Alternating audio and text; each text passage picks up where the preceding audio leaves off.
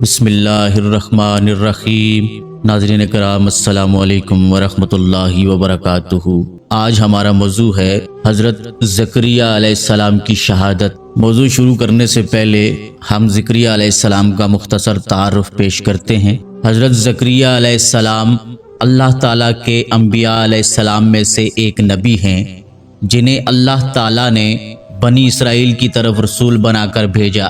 آپ علیہ السلام حلال روزی کمانے کے لیے بڑھئی کا کام کرتے تھے اور اسی پیشے سے معاش حاصل کرتے تھے۔ حدیث رسول اکرم صلی اللہ علیہ وسلم ہے کہ زکریہ علیہ السلام بڑھئی کا کام کرتے تھے اور اپنے ہاتھ سے محنت کر کے روزی کماتے تھے۔ بڑھاپے تک آپ علیہ السلام کے ہاں کوئی اولاد نہیں ہوئی اور نہ ہی آپ علیہ السلام کو اپنی قوم میں نبوت کا کوئی سچا جانشین نظر آیا۔ یہ وہی زکریہ علیہ السلام ہیں جنہوں نے حضرت عیسیٰ علیہ السلام کی والدہ مریم علیہ السلام کی کفالت کی۔ تو چلتے ہیں موضوع کی طرف۔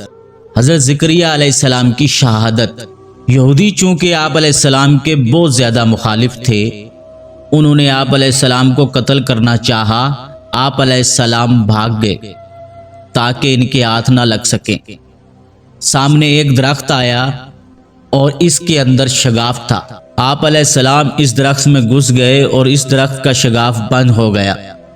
یہودی آپ علیہ السلام کے قدموں کا پیچھا کرتے ہوئے جب درخت کے پاس پہنچے تو دیکھا کہ قدموں کے نشان آگے نہیں جا رہے، تو انہوں نے اس درخت پر ہی آرا چلا دیا۔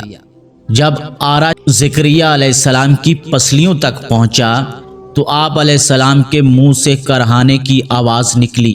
اللہ تعالیٰ نے آپ علیہ السلام پر وحی نازل فرمائی کہ اگر آپ کا کرہانا بند نہ ہوا تو میں پوری زمین کو تمام مخلوقات سمیت الٹ کر تباہ کر دوں گا، اور اگر آپ نے صبر سے کام لیا تو میں ان یہود پر اپنا غضب نازل کروں گا۔